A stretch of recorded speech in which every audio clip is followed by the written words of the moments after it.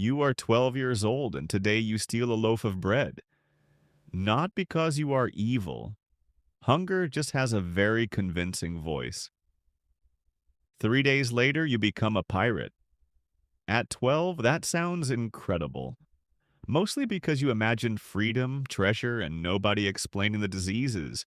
You grow up in a crowded Caribbean port city. Loud, dirty, and busy. The streets smell like fish. The docks smell like fish. Even the fish seem tired of it. Your father died at sea years ago. Around here, that is almost a career path. Your mother dies of fever soon after because medicine is mostly hope with blankets. The local priest says they are both in a better place now. You look around and realize that does not narrow it down much, so you survive however you can. Not bravely, just constantly.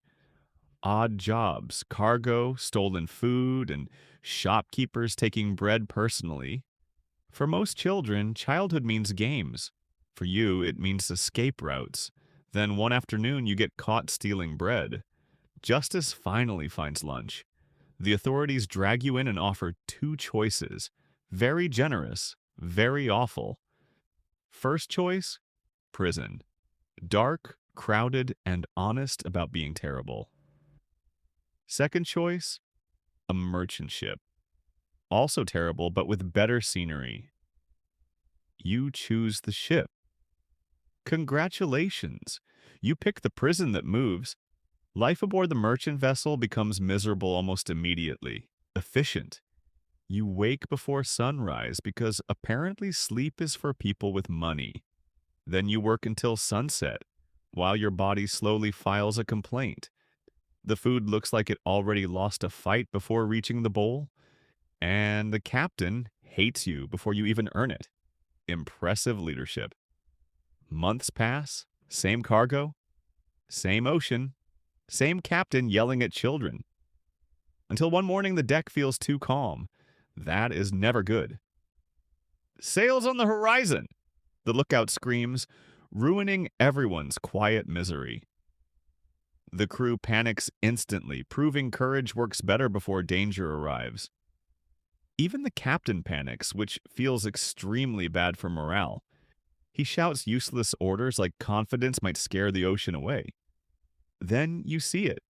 A black flag rising over the waves. Pirates. The stories made pirates sound brave, free, and weirdly clean. Reality looks dirtier, angrier, and much more interested in stabbing people. The pirates attack. Suddenly, your boring job becomes a knife problem. Cannons fire, men scream, smoke fills the air. Plans become short term.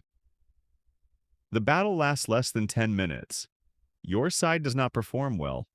Most of it is spent watching your captain surrender with natural talent. He gives up so smoothly you suspect he practiced alone.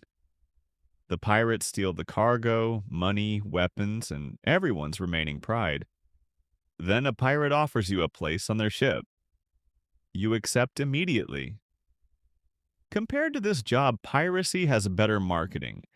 This is your second terrible decision this year, but this one has a flag. The pirate ship sails away, carrying you toward worse opportunities. The ship becomes your new home. Wet wood, stolen goods, armed strangers. You learn pistols, cutlasses, rigging, storms, and bad decisions at sea. You also sleep beside 50 men who treat bathing like a myth. The smell nearly kills you. Later, you miss when smell was the danger. Pirates love talking about freedom, usually while obeying one angry captain. Freedom means hunger, disease, bullets, knives, and sometimes naval artillery. Still, you survive, mostly because death keeps choosing someone closer. Months pass, then years. You survive storms that make criminals pray. They promise God they will change. The weather improves. They do not. You survive your first naval battle. A cannonball takes the man beside you. You learn not to think about it. Thinking is bad near cannons. Eventually, you become real crew. Fewer teeth, More scars, less innocence. Then the captain shows a treasure map. Months later, land appears beyond deadly reefs. The treasure is real. Somehow the map was not drunken nonsense. Gold, silver, jewels, enough wealth to make everyone stupid. You stare at it and imagine your life finally becoming worth something. For 5 minutes, every terrible decision feels secretly brilliant. Then someone pulls out a pistol because pirates hate peaceful endings. There is one small problem, and everyone notices it together. The treasure is real, and there's not enough for everyone. The captain dies first, very fast, very on brand. A bullet through the chest. Classic pirate retirement plan. Honestly, among pirates, this counts as a normal career ending. The crew turns on itself before the gold even gets dusty. Friends become enemies because friendship is cheaper than treasure. Allies become targets. Loyalty looks at the gold and leaves quietly. By sunrise, the beach is covered with bodies and bad decisions. You survive. Again. Luck is doing suspiciously heavy work. Luck remains your greatest talent. Embarrassing but effective. Years pass, you grow older, harder, and harder to surprise. Eventually, you become captain yourself. The bad decision gets promoted. Merchant ships flee when they see your flag. Finally, respect with panic. Your name spreads across the Caribbean, mostly through terrified exaggeration. The Royal Navy places a bounty on your head. Society finds your price.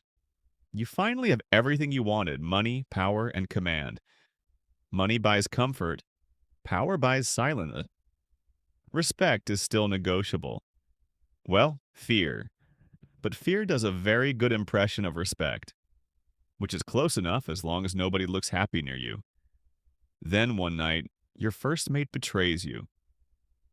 Naturally, not for revenge. Revenge would suggest emotional depth, not for justice. Nobody on the ship is qualified for justice, for money. Finally, a motive everyone understands. Honestly, you should have seen it coming. The clues were pirate. The man is a pirate. Betrayal is basically workplace training. You wake up in chains. The morning has chosen violence. A few weeks later, you stand on a wooden platform. A crowd gathers below, excited to watch law pretend it is entertainment. The Royal Navy reads your crimes from a very long document. Piracy, murder, theft, smuggling, treason. A busy career, really. Several crimes sound almost impressive if you ignore the victims. The rope is placed around your neck. The ceremony becomes personal. The crowd cheers because people have always enjoyed free drama. After 20 years at sea, this is your final stage. And suddenly, you understand the joke your life has been telling. You spent your whole life chasing freedom across the horizon. Yet, here you are, chained again, waiting for someone else's order.